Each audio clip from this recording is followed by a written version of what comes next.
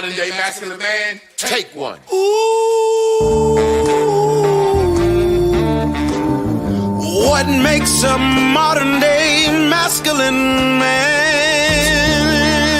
When you drink your liquor straight, a modern day masculine man.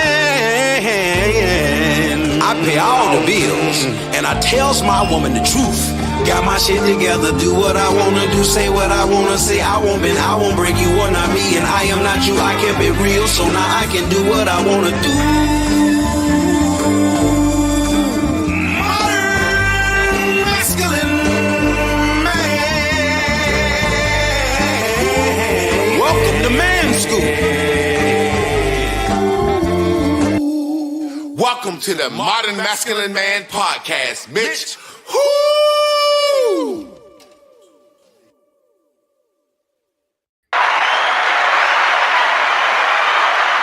Yes, sirree, Bob. Yes, sirree, Bob. How y'all doing, family? Y'all already know what time it is. It's another Tuesday night, and you have been tuned in, tapped in, and turned on to Tough Talk Tuesdays with me and my guy, Trab P. Trab, what you got for him tonight? How you feel, man? Man, I feel good. You know what I mean, man? Ready to have a good conversation, man. Ready to get to it. I know that's right. I know this right, man. It's been a beautiful week so far, just living life. I like your lime green, man. You showing out with your laid back editions, man. The Hood Soul line.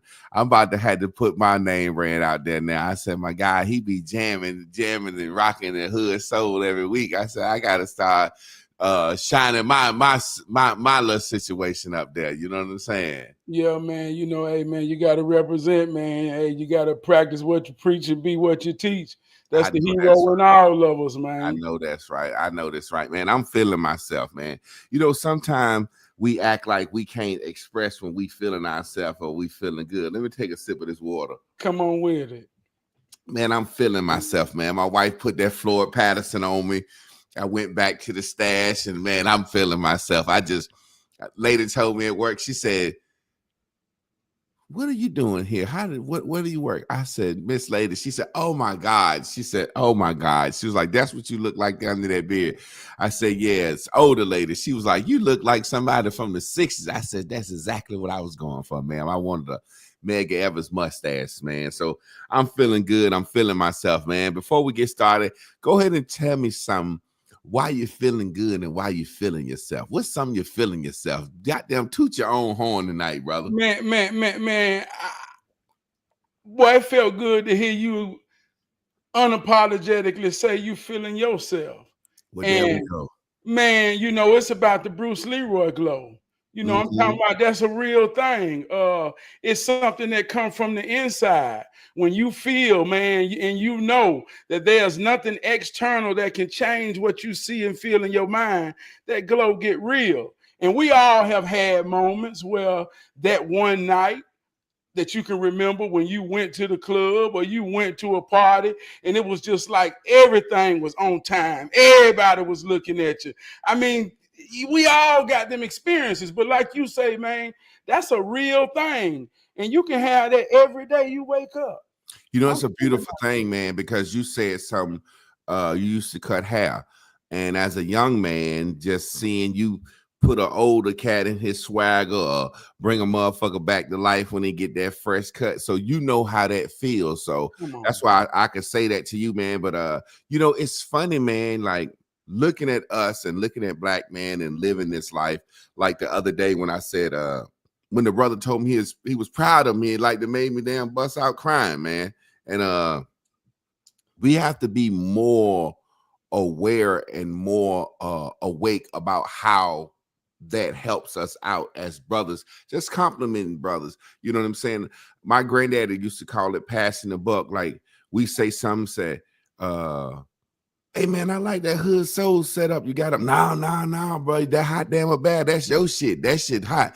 It's like if a nigga tell you he like your shit, no, you the one. Yeah. You know what I'm saying? I said, hey man, you keep a sweet ride, don't you? No, I ain't doing nothing. You the one. You know what I'm saying? And just like my granddad used to say, he called it passing the buck.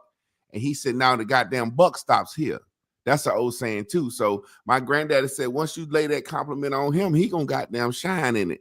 You know what I'm saying? And that's something that I noticed that we do.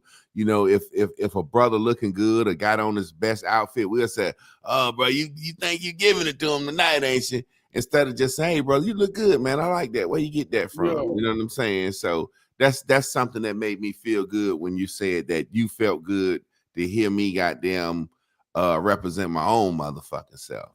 You But know, man, I was saying, like, just think of a starting 5 or a starting 11 in sports. You know, when you start, you start with other people that is the one for that position. I mean, the one for that position. mm-hmm. So we all the ones. And when you real confident, when I say real confident, I ain't mean more than others. I mean, we always hear things like, man, it's on the inside, not the outside. But when you really can close your eyes, see yourself in a light, I'm telling y'all, this some real life shit. So you ain't never got to be insecure around other ones. Because you realize we all we got, we all we need. And I come with something particular that what makes me me. That's why, man, I feel good when I see my brother glow on tonight. Hey, look, you know, like in sports, when the superstar get on and he feeling it, the whole team become illuminated. The guy who never hits a shot gets the greatest assist of his life and hits the shot because the superstar has activated. You see how this work, man? So, that's how it be. Motherfucker ain't never hit a shot in his life. They hit 3-3-pointers out there, bitch. Actually, like no, swish. Oh shit. Yeah, man. So it's like the momentum and the adrenaline. So I need this tonight. I wore green for a reason because we in a season where the green dying off. So I need to feel alive. And my brother feeling himself with a glow. Let's go. Yeah, man. I liken that to my senior year. We had this guy named Freddie G he was like a manager on our basketball team, but he was slow. You know what I'm saying? He might have had Down syndrome. Now that I think back, you know, as a kid, we just used to say slow. Some people say retarded, but you know, they would fuss at you for saying that. But Freddie G used to go everywhere with us, the football team, the basketball team, baseball team, and he used to tote the water, tote the uniforms. And senior night, coach let him wear a uniform, you know what I'm saying? And he got to get his name called Freddie G. And Freddie G came out there, warm up in the layup lines and shit. And everybody was just so happy. And probably about 5 minutes left, you know what I'm saying? We was losing. It was last game of the season. And everybody just somehow started saying, Freddie G, like put Freddie G in, you know what I'm saying? And we was just all laughing on the bench and we yelling and saying that shit too. And we like, Coach ain't gonna put Freddie G in. All of a sudden, Coach hit the Wilson, Freddie, get on out there. Boy, the whole fucking gym bust open. Wow, man. First thing, Freddie G run out there. They throw the ball, give him a pass, hit him in the chest, roll out of bounds about 3 times straight. You know what I'm saying? So at some point, it's like the other team was like, they didn't kind of like, shit, we want to see what Freddie gonna do. You know what I'm saying? So finally, they got the Freddie the ball, and one of the guys on our team and turned Freddie toward the goal, you know what I'm saying, to shoot. Man, he threw that bitch some way, crazy way. Swish, that bitch hit all net, man. Everybody in the gym went fucking crazy like we had won the game. Next trip down, they threw that bitch to Freddie. Freddie hit 3-pointers straight, man. We ain't never seen that motherfucker shoot a basketball ever at practice. He hit them 3 threes, man. And I guess that's like that moment, man. Like what made Coach let him wear a uniform? Then the crowd like put Freddie in, goddamn. And Freddie turning the ball over, you can clearly tell he don't know what the fuck he doing. And the other team then stopped playing defense and then turned him toward our basket. That motherfucker hit 3 threes, man. So like I know what momentum is, and momentum is a beautiful thing, man. And we gotta you know, ride each other's momentum. Like the young kids be like, don't ride my wave. No, we got to ride each other's wave. Yeah. But man, I want to talk about something when we get started, man. I was talking to one of my homeboys and we was talking about time today. And I would say time is the only currency that you don't know how much you got left. Like time is, you don't know how much time you can pay a motherfucker. Like we sitting there and we talking. I said, man, you know what? We ain't seen each other in a couple of years, man. We got to link up more because we don't know when we're going to leave this world. You know what I'm saying? And he was saying, yeah, man, I'm busy working and doing this and doing this and doing that. And I was like, yeah, big things, big things. But then I could tell a difference in working, trying to make it and save and this. And then I can tell when arrogance and, you know, a new mode kicked in. Like, yeah, man, I'm getting my money right to where I'm trying to get free out here. I'm going to be free, free, free, free. And he kept saying that. And I said, man, you think money is freedom? Come on. I said, money ain't freedom. Money is slavery. I said, think about this, man. I said, since they so-called said we came over here, right? Yeah. The only thing that we ever been worth was our bodies. Whether it was breeding us, whether it was fighting us, whether us playing sports, you know what I'm saying, working in the field. I was like, so that right there was slavery. I said, now we live in a world where you take somebody like LeBron James. I said, LeBron James can't go where he want to go when he want to go. I said, these men just making these millions of dollars that we want to be like are tied to contracts and situations where if they make one wrong decision, they whole shit is over. These men are tied to situations where they can't up and do what we can do as a natural man. They can't just switch jobs. They can't decide I'm going to move my family here. Well, I want to say this. I was saying, so I know it looked like what I'm saying is some hater shit. I said, but man, you know, the more money you trying to acquire, the more time you giving up. I'm like, that's how you make yourself a slave. You know what I'm saying? So it just all depends on what type of slave you want to be to yourself, to them, and what level of slavery. But I was just like, and so some of my boys was hitting me up like, Clark, you getting fake deep again, because they thought I was just saying some shit. They didn't know that came from a real conversation. I ain't make that up. I was just saying, man, goddamn, money ain't freedom. Come on, man. People think money means freedom. What you think about that, man? Man, I told you just a couple of years ago, the world got put on reset. I mean, after the quarantine, I'm telling y'all, we're in a whole new world. And some people ain't understood it. The world shut down, the whole world. And it showed people what really mattered and who mattered. And the difference that came out of that was who could deal with what's real and who can't. Because when the world opened back up, people went to go dealing or not dealing. And when you can't deal, you deal with a whole lot of shit that don't matter.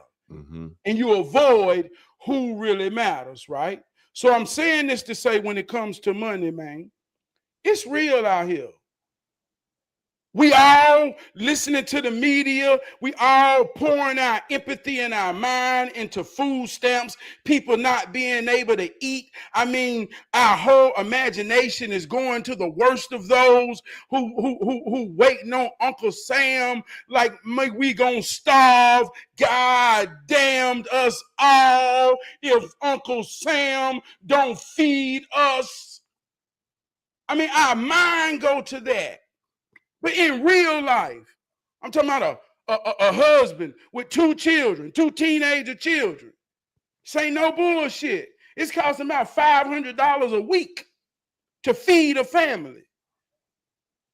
Now, hey, I ain't saying I make the most. I ain't saying I make the less. But when the smoke settle and the dust clear about what really matters, food, shelter, transportation, security, and all the things that matter. When the smoke settle and the dust clear, ain't nobody got 2 times more than it cost than it take to live in this here time unless you making, you know, you ain't regular, you ain't average, and ain't nothing about you Can't nobody relate to you. Yeah, So this yeah. shit real, man. And it comes right now, man. If you real in this, like you say, it's about time. Man, I've been working all my life. Mm-hmm. For 11 years, I worked 7 days a week. After that, I worked every other week. Plus that, man, I ran a business called the Son of a Junk Man. I hauled junk every day. Man, when COVID hit and I sat down, boy, I'm struggling, but I'm tired. I know to go. I got to be away from home. I got to be out there in that world. Man, hey, look, man, I done got old. I done got older. So time is money. They say, daddy always gone. Every time they call your house, your baby answer the phone and say, my daddy ain't home. Where your daddy at? What matters and who matters? And if you really cut down the fact to what's real, food, shelter, and if you really got responsibilities, see, it's two things that separate people in this world: security and insecure. A woman needs security in her mind, in her soul, in her spirit. When she don't have that, she's insecure. A man that don't have nobody depending on him, don't have an ego. An ego is where a man, security comes knowing that he need it. When a man ain't got that, man, money becomes an illusion. Just some shit to maintain the confusion. I had to let all that go. Yeah, man, you know, I just look at it when I say it's like we can have money, we can make money and be scared to spend it, worried about what's gonna happen, because we understand that what's going on in this world. You know what I'm saying? As far as how we look at money and saving money, going to work every day, decide not to do this, decide not to do that, or deciding to do this or do that based on our mind of thinking we can look down the corridor of time and see how much money we got kind of to do this, do that, do that, do that. And at any given time, anything can happen and you can use all that money or have no money. So it's a situation where I'm looking at it where I was like really, really thinking about it. And I was saying, what do LeBron James or Jay-Z have that I don't have? It's all about what that you decide that you want. You know, I was thinking about, like you saying, food stamps and the I was seeing stuff online where the Asians were like, bring food stamps back, our business go down. Like Asians were upset, like the trickle down effects of economy. Like so many people sell their food stamps to get their nails and feet done, that without 1 month of food stamps, Asians looking up like, what the fuck going on? You know what I'm saying? It's like we sell a certain amount of food stamps. But what I was saying was, talking to my wife, I said, what's going to happen is people just going to have to stop selling food stamps. Something like nails and hair getting done and being pretty, it's going to turn into, hey, we looking like regular folks. We not going to starve. You know what I'm saying? Yeah. People not going to starve. People are going to figure out how to eat and maintain life. It's just going to change. It's like you said, old folks call it trimming the fat, adding a little bit more water to the soup.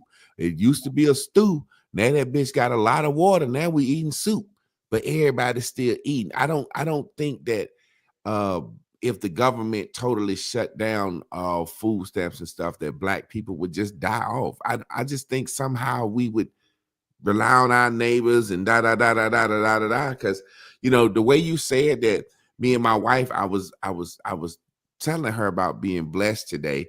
For some reason, I started ordering all my just grocery off Amazon Prime, not Prime, Amazon Fresh.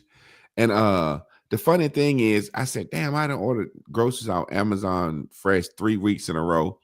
And I'm so OCD, and my wife's so OCD. And then my daughter she's such a picky eater. I didn't order the exact same fucking thing, just hit the same cart 3 weeks straight in a row. And that shit might have been like $180. I said, damn, baby, it's costing $180 for us to eat a week.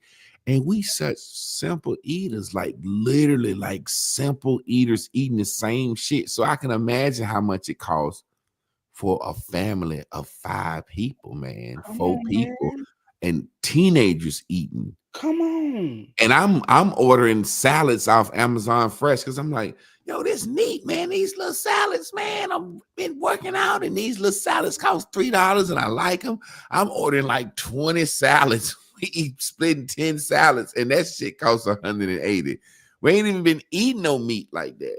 You see what I'm saying? So to sit around and think that having a shirt with a name brand on it is worth just as much as knowing that your family can eat. It's like we need something to happen to man, I just can't imagine just paying and man. Hey, look, man. Going back to I'm gonna take it back to we all we got, we all we need. And you brought up me being a barber. Man, like I say, we were at one time the currency, the people. Mm-hmm. Money is the end of a process. What can you do? That's where the value come in. That's where the value. In this here system, money is the white man. One time you said years ago, you told a black man that if you have too much hate in your heart for the white man, you'll keep money away from you because money represents the white man. And I'm not even going to say power. I'm talking about his infrastructure. We can say, forget money. Just give me what I need and what's necessary. You got to pay water. You got to pay light. You got to pay gas. You got to go to him stove. You got to do all the things necessity. So when it comes to what money for, it's really the white man currency that you got to give him in his world. Trading, like old folks used to say, you going downtown to go trading? That's exactly what the hell we're doing. This ain't good or bad or right or wrong. I'm just talking to black people, I assume paying me some attention. But white people got to do the same thing in the system. So don't make this about a black or white thing. This is a universal thing about how it works in governing a society. We all are slave to it. But see, the power comes in we. If we know what's necessary for money, then really all we need is enough. See, the value comes when you can't, they say, boy, when I get real and my love is more powerful than the price of money. You can't put a price on it. See, that's when we become wealthy amongst each other. See, I was a child barber. You know how many kids walking around right now? Let me ask you a question before I get on my story. When you was a teacher, how did the ability or accessible of a child grooming themselves affect their confidence in a classroom amongst their peers? Shit, majorly. Like if you ain't got no haircut, your ass gonna get scolded on. Just bottom line. The kids look at you and tell, motherfucker, you ain't getting your haircut. Yet not even that fuck money. You ain't got an uncle that can cut your hair, a cousin that can cut your hair. You must really be in the damn as the trenches, as the kids. You see what I'm saying? So listen at that truth. And I'm saying this to say, if those type of things that we need from each other determines value.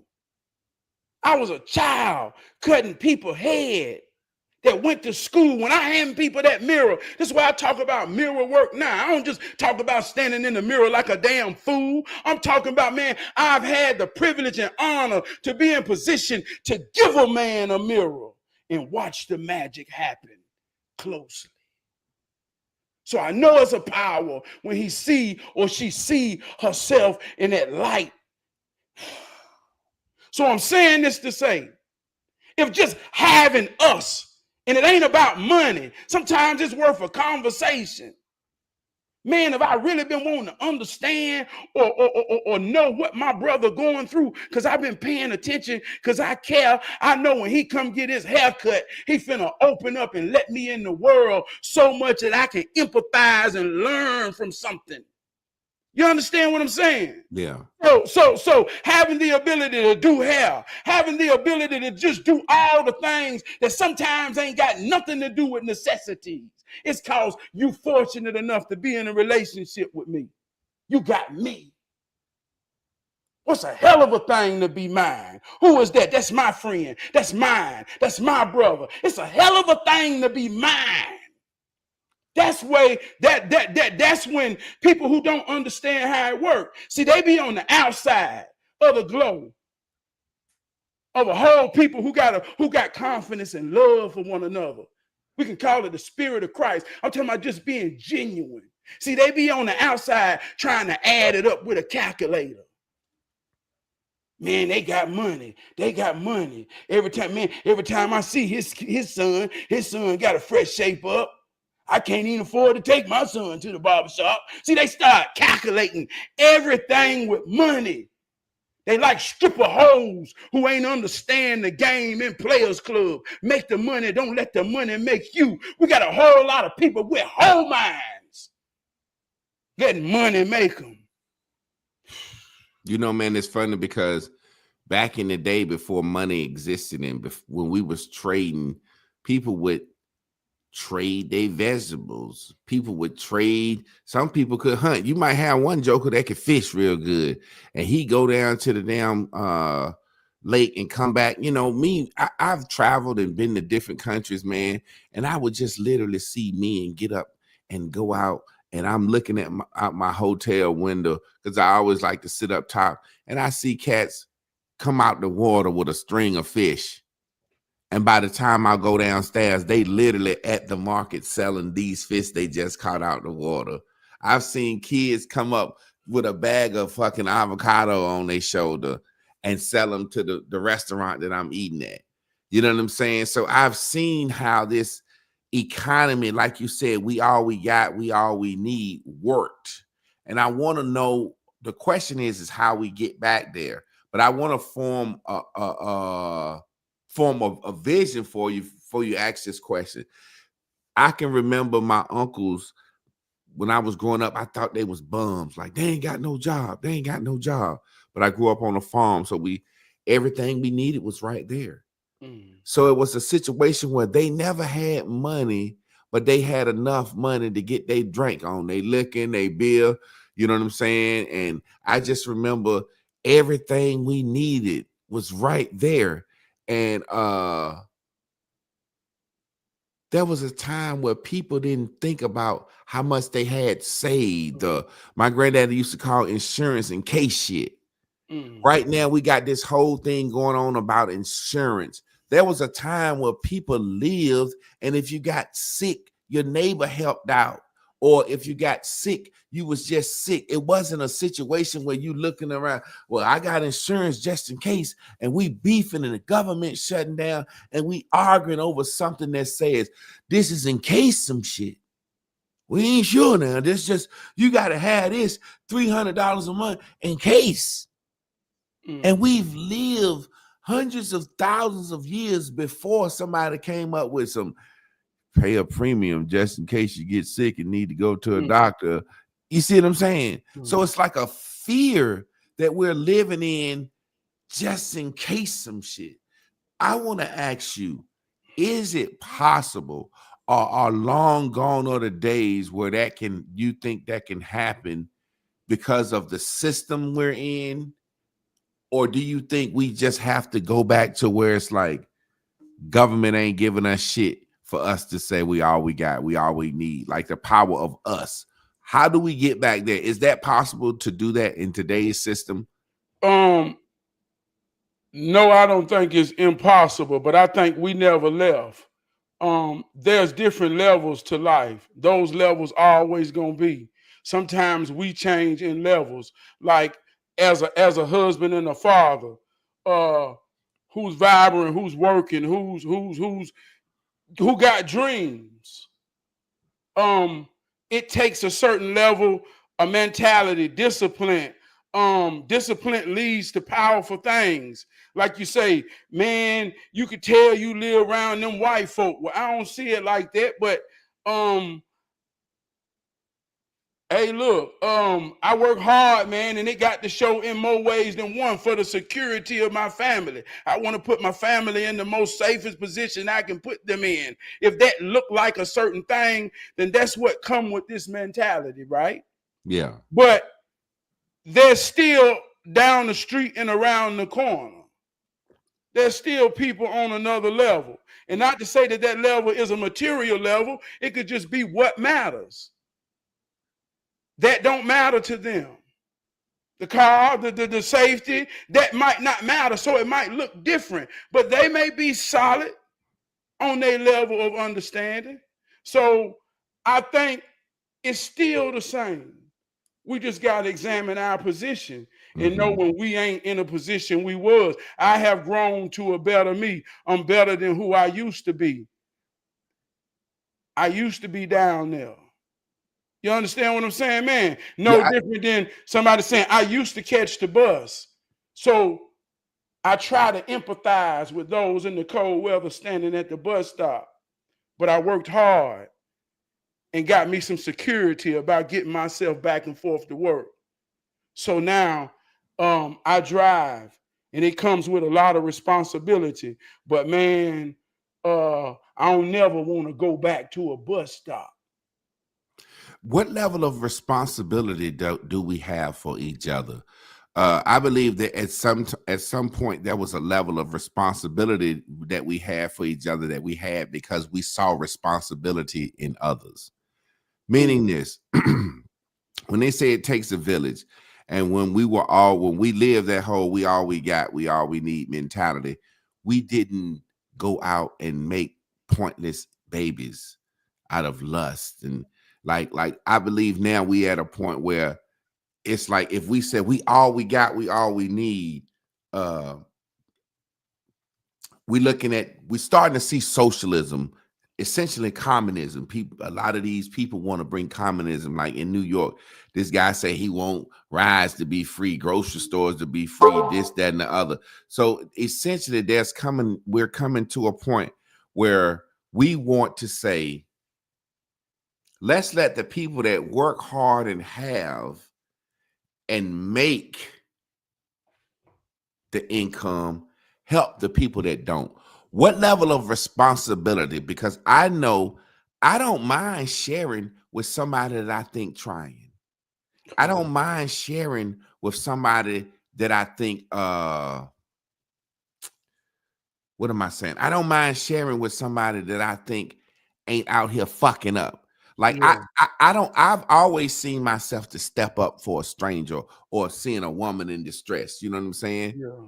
But if she out here looking, talking, and acting a certain way, and I look up and I see a certain type of woman making some shit happen, I'm less likely to intervene. Yeah. So what I'm saying is when we all were working hard and struggling and everybody trying to do right, I think it's easier to want to share than to say, hey, look, what are you bringing to the table, sister? You don't have this. You don't have this.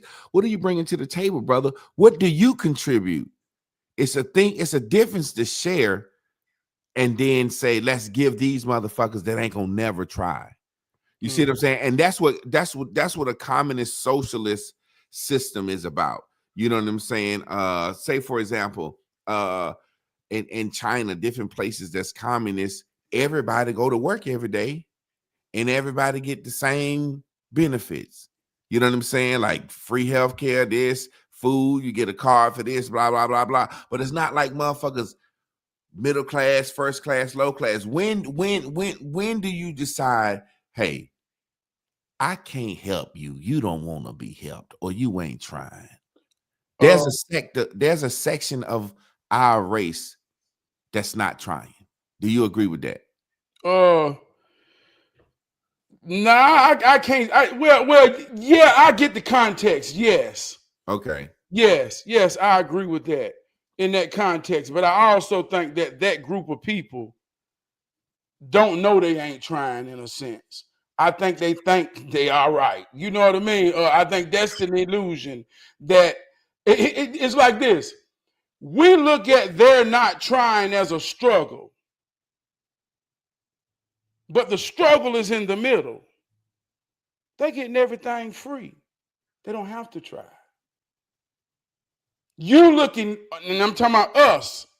We looking down in their sense. They not trying, because if they was trying, they wouldn't be dependent on that. But they securing that. So let me ask you this. That's my question. So for like an example right now, they're securing that. They've been securing that.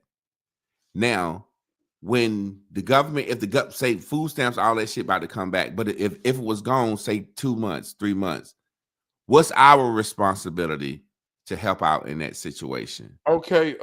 That's what I'm saying. Like, do you feel like it's your responsibility to say, well, you gonna have food drives, or you gonna go donate here?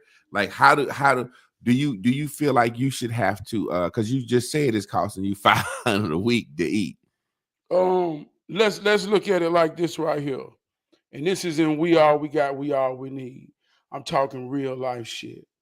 I had a friend, almost like an uncle. He dead and gone, named Mechanic Mike. I'm gonna tell a real life story to answer the question. Mechanic Mike stayed beside my grandmama. He was the neighborhood crackhead mechanic. I mean, he walked around just like a crackhead. And everybody looked for Mechanic Mike to fix their car. And Mechanic Mike would fix people's car, and they would know he was a crackhead, and they would be like, Mechanic Mike, I ain't getting you but goddamn $10. And Mechanic Mike would be like, but I need 60. And they would disrespect him because he was a crackhead. He was the lowest of the lowest. He was lower than somebody on food stamp. He was the neighborhood crackhead, right? But when I was 16, I got a 69 Nova. And I used to just talk to Mechanic Mike while he was out there fixing cars beside my grandma's house. And I really thought this man was smart as hell. And my mind just was like, Mechanic Mike, what happened to you? How you get like this?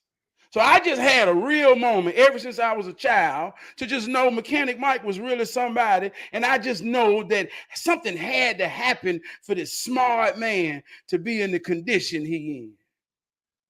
Just had empathy as a child. So when I got a 69 Nova, he felt the empathy. He felt the respect. I treated him and talked to him like somebody. He rebuilt my whole car while I was working at McDonald's. I'm talking about every part. He teaching me. To this day, man, I'm a mechanic because of Mechanic Mike. He teaching me. Oh, he was like, just give me $15. Everybody, look, the dope boys can't rebuild the Chevy like me. Everybody trying to put pictures on it, prices on it. Man, Mike looked forward to me all the way till I was a grown man. But here go what I'm saying. I watched Mike damn near live like a dog, and he taught me something. I say, Mike, man, you don't never fear. He said, hey, one thing I know about life, Trab, every day I wake up, somebody need me. Everybody got a car. Ain't nobody above the bullshit. Everybody that got a car ain't changing the oil, ain't maintenance in the car, ain't got the discipline to take care of a car like a car supposed to. And when you ain't got the discipline, most likely you ain't in the situation or circumstance. So you got to go look for the neighborhood crackhead. How much you charge to change my brakes? So he knows somebody gonna need him. And so my point is, no matter what level I got on, man, Mike meant something to me. Even if I had to take my new car to the dealership, I went and let Mike, just to have a conversation, put me in the ballpark to make me secure enough that I can't go up there and them white folk gonna tell me any goddamn thing. You see what I'm saying, man? Yeah. So it's like, it ain't about a food drive. It ain't about none of this superficial shit. Because when you really look at a food drive and all of that, the homelessness, that ain't about food and poor people. That's something mental. That's clinically goddamn problems out there. So when we talking about the practical people, who you know on food stamps? And that's for anybody listening. Who do you know on food stamps? Tell them you're frying fish and come over there and eat. Simple as that. Who you know off in the ghetto? What child you know suffering because their mama or daddy don't understand no real shit?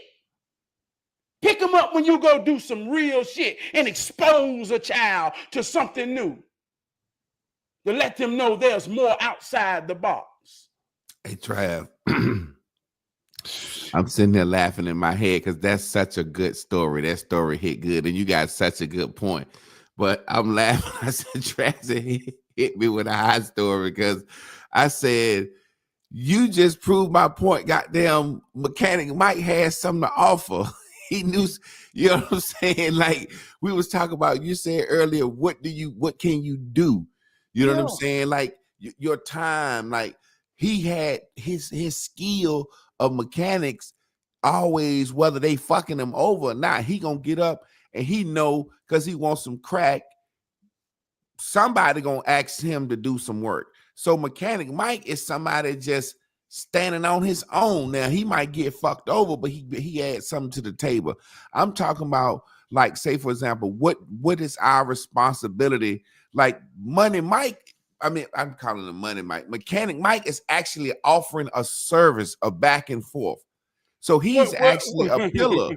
He's a pillar of the community. He keep the poor folks' cars going and good. I'm talking about our responsibility to the person that doesn't have anything to offer, that we know we're not gonna get nothing back from.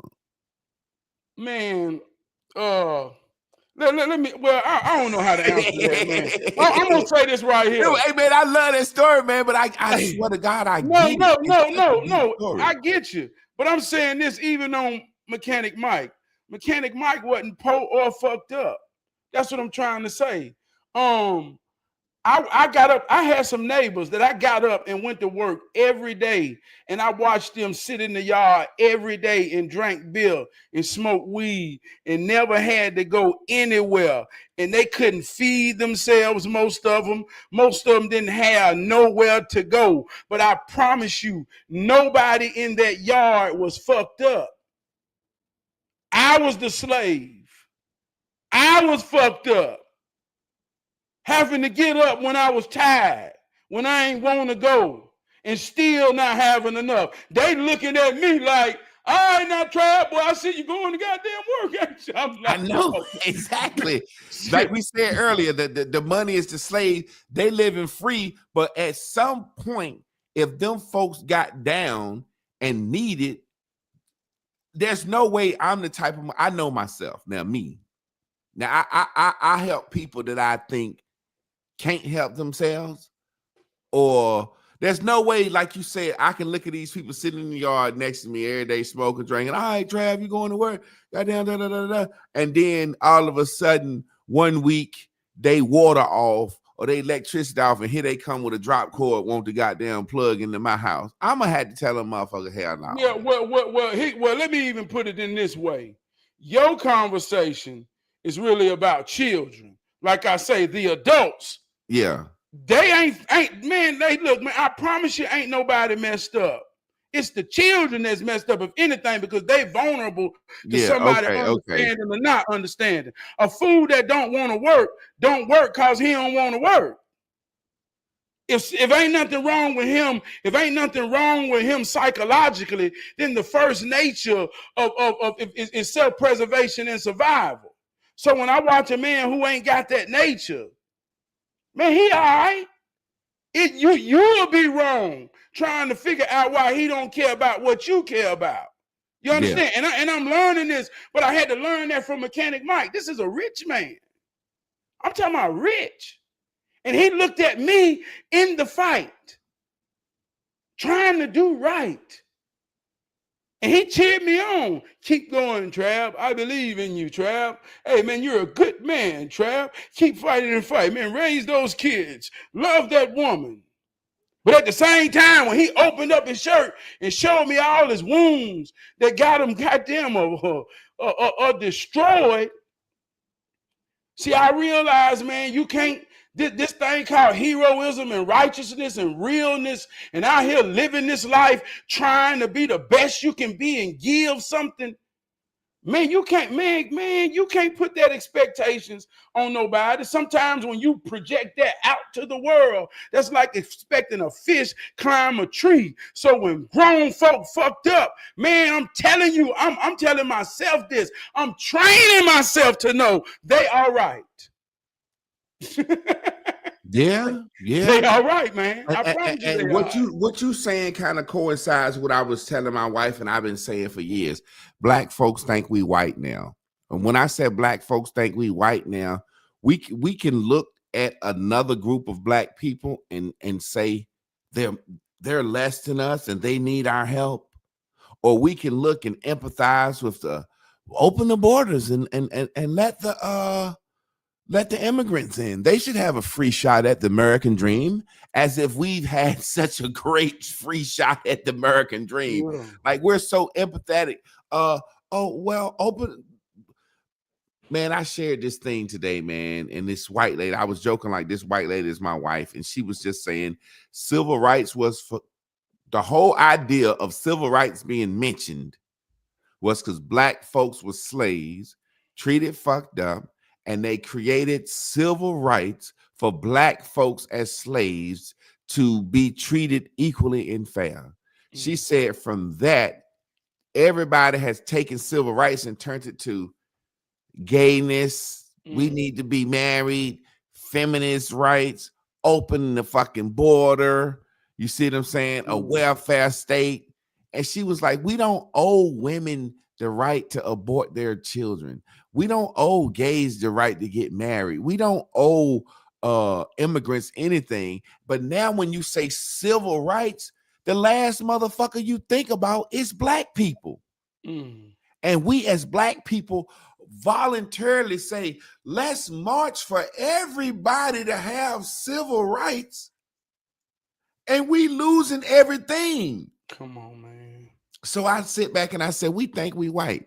If we don't look at it as us still within a certain level of struggle, or look at it, we like shit. I'm a man with a home. I got a home. I got the American dream. Why shouldn't an immigrant be able to come over here and get the American dream? Whereas the white man still motherfucking want to hold on to his. He ain't welcoming and open-minded and inclusive like we are. So that's what I say when I say we done got white, meaning we can look over at the poorer people and say, we need to give them something. And whereas at certain point, when folks won't try and folks say, man, fuck them folks. Like we act like we can't say, man, fuck them folks, or fuck this situation. Man, fuck them immigrants, man. It's like what's going on when I said communist. We either we're gonna have open borders where anybody can come to America, or a welfare state. We can't have both. When I say a welfare state, meaning our country is getting to the point where we've opened our borders, and when the immigrants come in, we give them incentives, food stamps, we give them money, we give them housing. We can't do that for them. Open the borders and let them come over here, and they got to struggle and do like everybody else. You can't open the borders and give them benefits. So as black people, we vote against our own demise because we've gotten to the point where we have that empathy and sympathy. You have people living in the projects that's poor, getting food stamps, Medicaid, and living off government assistance, saying, let the immigrants, don't you do nothing to no immigrants. Like, really? God damn, you saying it too? He gonna take from the benefits that you get from the government. Yeah. Go ahead, man. I just was. No, I feel you. Man, like, real life story. 2006, we had an influx of South American and Mexican workers coming into America. Around 2008, they did the mass deportation. They sent all of them away. They came to my job. It wasn't called ICE, but I mean, they was picking all of them up. Boom, boom, boom. But it had got so out of line. I was seeing 15-year-old Guatemalans come here and get hired and sitting in the orientation, and they had to tell him what his name is. He got an ID. He got everything to work. I watched that 15-year-old work like a grown man, and in 6 months buy him a brand new Escalade. And the motherfucker had just got rolled out of carpet getting in here. So I'm talking some real life shit, right? So they came with a purpose. Hey man, we go get the job. We say the money. They had group economics where it would be 8 or 9. 9 of them put $400 in a week. At 1 week, everybody get the pot and everybody keep working. But we worked 7 days a week.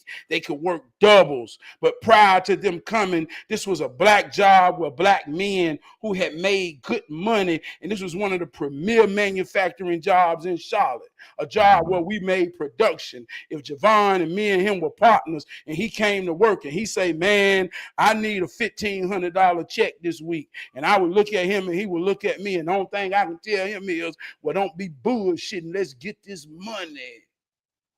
So I watched this type of pride amongst black men. And when they start hiring all them Mexicans, man, they gonna take our job. And they coming in with a notion, man, your people lazy. These little motherfuckers. I had to call a huddle because now I'm a leader amongst men in the break room with my black people. Hey man, goddamn man, stop letting these little itty bitty motherfuckers think they can outwork you, man. They can't take your job.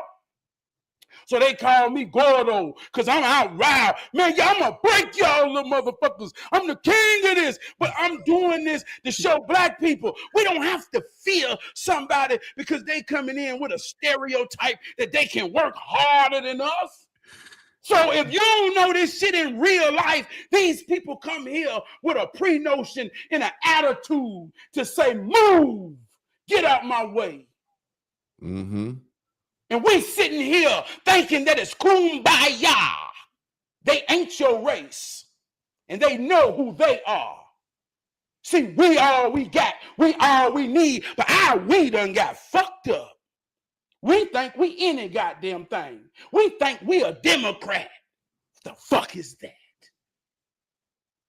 Who are you when you go to grandma's house?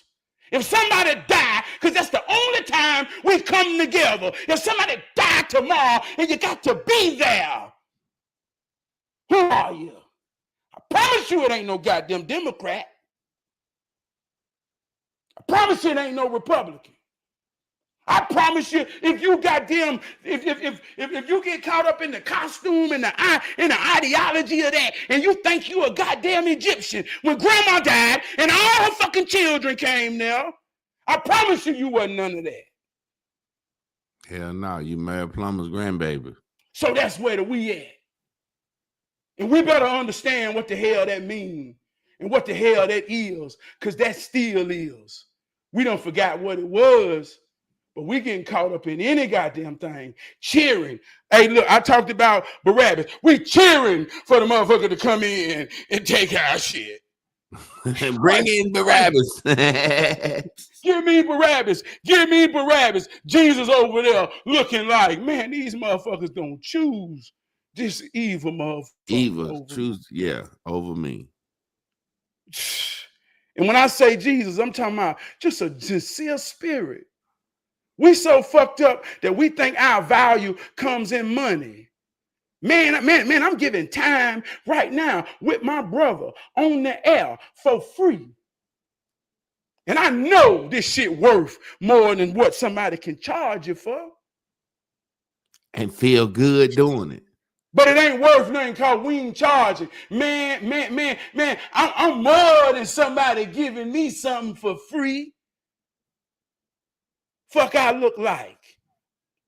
Like I got to click in for free. I go listen to people that I pay prescriptions for. They worth something. He said pay prescriptions. Come on, man. You see how that work, man? Yeah. I know exactly what Yeah, you're my talking bad, about. man. I My know bad. exactly You what know, I that feel nigga said. good. I play prescriptions, but I'm going to listen to somebody. I play prescriptions. You know what I mean? Dude, I listen to He got a charged me Bentley. $9.99 a month. Yeah, you know what I mean? Boy, you silly as hell, man. You know, man, I sit back and I laugh because I said when it's all said and done, we will see. We will see. We all we got and we all we need, but it's always something that gotta happen to get us together. Like you said, that funeral, some catastrophic. They gonna have to that some have to happen. You know what I'm saying? Because I know for a fact I know people and I got good people. They do book bag drives and haircut drives and shit every year. And we leave feeling good, handing out 1,000 book bags with pencils and papers and protractors and compasses and shit in them.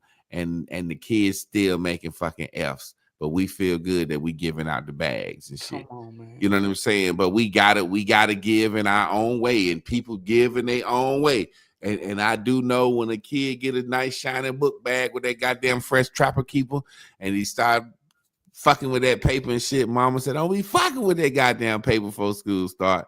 I know you having a good time back there drawing and shit with that protractor. You get all that new shit sharpening them goddamn pencils up, so it's like a new haircut. So I know how that feel, man. But Travis, 9 a.m., 9 p.m. on the dot, man. Set us up for the get out of here, man, because I'm trying to be professional like a real TV show, and I got shit to handle. Man, I say this closing as a middle class man. It's hard out here, man. When is it okay to say I need help? Pride is a powerful thing. As men, man, help is weakness. But from one hero to another, from one sister to a brother, the soul speaks, man. So when you know your brother or sister need help, we all we got, we all we need. Think of pride, think of dignity. I've looked into the eyes of a brother, man, without him saying a word. And I say, hey, man, I need somebody to help me. I got a job today. And I know he got time. And I know he know we sincere. And he ride with me. And he ain't got to do much. But he helped me. So I help him. And ain't a word got to be spoken. We all we got. We all we need. Man, I want to tell a quick story before we get out of here, and kind of fucked me up, but I guess as you said, when do we ask for help? I got a partner, got sick. He drive a truck and he got sick, and he's going through some, and he's got a back injury. And long story short, I've taken him to quite a few chiropractic appointments, you know, trying to step up for my homeboy and whatnot, and trying to bless him with a little something because he got sick and his workman comp situation ain't going like it's supposed to go. Long story short, I was over his house a couple of weeks ago, and I went over there to take him $500. You know what I'm saying? He was just telling me what was going on, and I said, man, let me bless my brother. And let me tell you what happened. Kind of pissed me off, man. And I've got a question for you. I know we're gonna go over a little bit, but I go over there to take him $500, right? And that's I'm putting that together, you know, then talk to my wife about it. She's like, yeah, him and his wife, I know him, they cool. So I go over there and I give him the $500. And in the process, he like, thank you, man. He telling me all what he need. And excuse me. He like, thank you, man. He telling me all what he need and what he got to pay. That $500 was just a drop in the bucket, really just a gesture from what he needed. So while I was over there, a guy that he had did some work for maybe 10 years ago had heard that he was sick and happened to stop by. And I ain't gonna call his name, but the guy said, hey, such and such, man, you're a stand-up guy. You was always sick. I mean, you was always good to me, always did good work. I heard you're sick. He said, man, I done came into a blessing. The Lord done blessed me. I got something for you. He said, so just tell me what you need. Dude done pulled out a stack of fucking money. Tell me what you need. Tell me what you need. And he was like, he felt ashamed to this guy. He said, well, Ask my wife. And the wife was kind of saying, she said, well, we could lose a little help with our phone bill and our light bill. He said, what's that? He said, well, shit, here goes $700. That ought to do that. And they said, thank you, thank you. And when the guy left, I just looked at him. I said, man, that man asked you what you needed. He had just ran down the list to me how far he was behind and everything. And I gave him a little 500.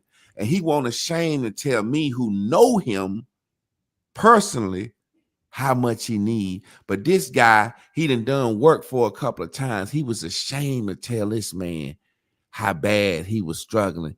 And this guy was literally standing there, a gift horse. Like they said, don't look a gift horse in the mouth.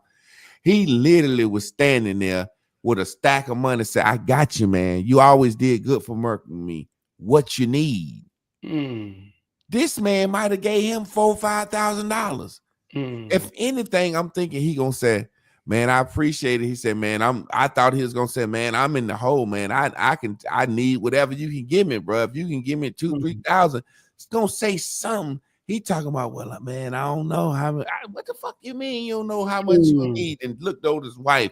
Well, baby, what you think we need? And wife, you know, she like, well, shit, phone bill and light bill. He like, here go $7. And the phone bill and the light bill together won't but like $300. And dude gave him $7 for that. So when he left, I said, man, how the fuck you gonna sit here and call me when you need a ride somewhere or to the doctor and take my 500 and tell me all this shit?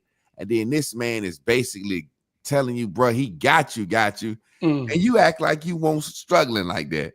Yeah. That shit pissed me off, man. Am I wrong for? I was saying I don't fuck. Yeah, you wrong as hell. Hey, watch this, Javon. You wrong as hell, man. I'm saying, tell me what you really think, you man. wrong as hell, man. Yeah, tell me what you really nah, think. But no, I ain't saying you wrong, but I empathize with that story from all the positions. I've been in a situation where the same way one of my homeboys called me out the blue and say, man, I did my budget. And man, I got some overflow that I want to give you, bro. And I was like, nah, man, I'm good. And he called me back like 2 days later. And I mean, he was real, dog. He was mad at me. He was like, nah, bro, I felt like you spit it in my motherfucking face. He cussed at me because he really wanted me to understand. He said, man, that meant a lot to me to be able to do that and think about you in that light. He said, bro, that hurt me, man, because, man, you don't know what that meant for me to think about who you are to me.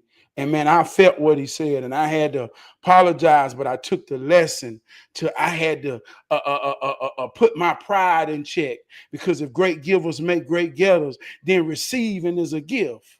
Yeah. So we get so caught in giving that we don't know how to receive. So from that story, I was old boy who had pride. But even in my brother knowing that, man, that was sincere.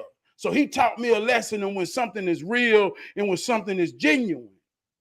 But I get offered something from people all the time that they say everything ain't free. And sometimes you don't know people in the face of somebody who don't know what look like care, what look like generosity, what look real could be goddamn a payment of guilt. So let me ask you something. When my man got ready to bless you, did you just say no because you wanted him to feel like you was good, like you ain't want him to think that you had no financial strain? Or No. And I'm gonna be real. I'm gonna be honest. I was raised by my dad, and my daddy gave me a philosophy. If you do the right thing, you gonna make it. And if you got to stop doing some things to make it, then you better know how to stop doing some things. And I ain't gonna do the right thing and dig my hole out, and you gonna come to me and ain't asking me to do and ask me for mine, and you ain't doing the right thing. Now that can sound harsh, and sometimes it took me a while to understand it, but I'm saying that I know if I'm in a situation, I'm being real enough about my discipline to know It's some things I could change in myself. So just my pride and understanding, thinking that another man gonna come bail me out. Then I got my woman watching me. Baby, I'm gonna make it. We gonna be all right. I got ego. I got all the things. It's Yeah. hard to accept. It's hard for a man to accept something from another man. For what? But I tell you this, out of respect, I went and cut his grass at a property. And he paid me $500 to cut his grass. Yeah. But he understood that I had it was dignity, it was pride, it was honor, it was still a gift, but he understood me. Yes, it's like somebody going to a food shelter to ask for food, then to ask their brother or sister or their brother and sister to know that they struggling to feed their family. Yeah, so I'd rather a stranger to know that I'm struggling than somebody that love me. Yeah, and I think your homeboy needing help is showing vulnerability. Yeah. Ain't nobody above the bullshit, man. But yeah, we got an illusion. That's what the huddle, that's what the locker room is about. Everybody don't get to come in practice, because in practice you see your imperfections. Yeah, because I was just sitting there telling him, as he was saying, I was saying, man, I wish I had more to give you, man. That's all I got. I say, you need a ride, I do what I can do for you. And I was just saying, man, he wanted the God-fearing men. He say he believe in God. I said, I'm just saying some old bullshit to him. God gonna make a way, man. I'm saying what I know what I know will resonate to him. And as I'm sitting here saying God gonna make a way, this motherfucker pull up in a motherfucking S500 Benz. Bing, bing. Hey, man, goddamn, I heard you was down here sick, man. I always wanted to show you that I always appreciate you. That got a damn blessing right there. Motherfucking to pull out a stack. I'm getting happy. I'm like, tell him the shit you told me just now. He's like, all right, man, I'm struggling, but I'm gonna make it. Yeah, just ask my wife what we need. I'm like, tell him that shit you just told me, motherfucker. Yeah. I'm sitting here sad. I'm about to creep up out this motherfucker. I wish I had more to give you, but goddamn, boy, you struggling like a motherfucker. I'm like, tell him that shit you just told me, nigga. Oh, we doing all right. You know what I'm saying? Nah, man. Ask my wife. Nah, man, and in real life shit, man. That's why I say, man, access is real. You got to be careful who you allow to have access to you, because it's some people on the sideline waiting for you to struggle, waiting for you to be vulnerable. Just like on some pimp game type shit.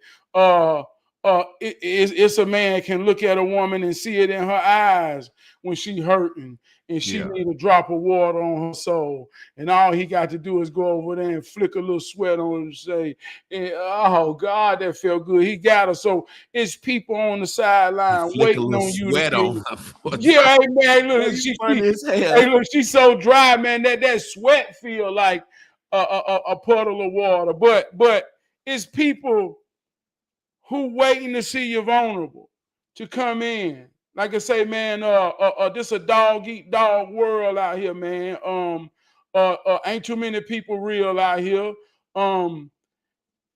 Yeah, man, you got to be careful who you accept anything from. Like I said last week, be careful when a naked man offer you a shirt. You know what I mean?